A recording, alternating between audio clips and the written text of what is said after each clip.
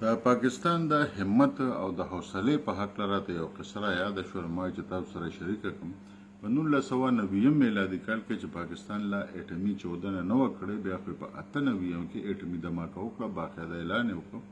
په 1990 میلادي کال کې بېنظیر میرمن بېنظیر بوټو د پاکستان وزیر اعظم او زنانه ذاتو او په دغه وخت کې داسې یو منصوبه جوړه شوه چې د پاکستان ټول اټمي تنصیبات تباه کول غواړي. هغه کې درې ملکونه شریک وو، یو پکې امریکا و، یو پکې هندوستان و، یو پکې اسرائیل و. د هغوی جزونه رام لله هندوستان ته، د هغوی ټکنیشنز هم رالل، د هغوی ټول ماهرین هم رالل، هغوی ځان سره ټولې وسلې هم راوړې. بیا هغوی ځان مقبوضه کشمیره پورې راغلل، د هغه ځای نه ټولې اندازې هم واغشتې چې کوم ځای به ولو، څنګه به ولو، په کومه طریقه به ولو او څنګه به یې تباه کوو.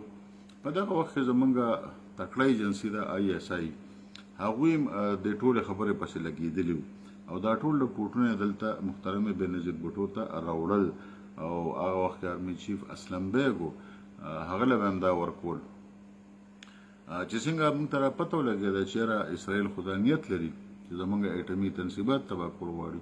بېنظیر بوټو یکدم حکم ورکړ چې کم ځای کې د هندوستان اټمي تنصیبات دي، ځکه چې هغوی هم له نوې دماکې نه وې کړې او هغه زړه دماکې یې وکړې وه په 1994 کې. نو ورته یې ویل چې کم ځای کې د ایران د هندوستان اټمي تنصیبات دي دا ور ټول تباه کړي. او زه ګوره یوم دا نه منم چې تاسو وایئ چې یو دوم تباه کړو، درې پاتې شو، درېیم تباه کړو، څلورم پاتې شو. نه، او ورته یې ویل چې دا نان ریټرنبل میشن دی ستاسو لپاره، یعنی تاسو به واپس نه راځئ، جمدي به واپس نه راځئ. دا شی به کوئ نو جمدي به واپس راځئ، او که دا شی مو نه کړ نو جمدي بیا مه راځئ. مطلب یې دا و چې لکه ځان پرې مړه کړئ خو دغه څیزونه ور تباه کړئ. د پاکستان سمندري جزونه او هوایي جزونه روان شو. دغه کې دا ټول حالات چې کوم دونه امریکې ته هم معلوم و، د هغوی هم CIA وه چې څه کېږي په خطه کې. رابرټ ګیټ چې د هغه یو وزیر خارجه و د امریکې، هغه په منډه را خطا شو پاکستان ته او د پاکستان وزیر اعظم سره ملو شو میرمن بېنظیر بوټو سره چې دا څه لوبه ده، دا ورته ټوله سیمه تباه کړئ، دې نه خو بس بل څه جوړه شي. نو ورته یې ویل چې ګوره که ته زموږ اټمي تنصیبات ولې که نه نو د هندوستان دا ټول اټمي تنصیبات دله زه په سکندونو کې تباه کوم او ټول نقصان به هندوستان ته ځکه رسي چې دا په هندوستان کې دننه تباه کېږي. بیا د هغې نه پس چې ته موږ سره هر څه کوې نو کوه.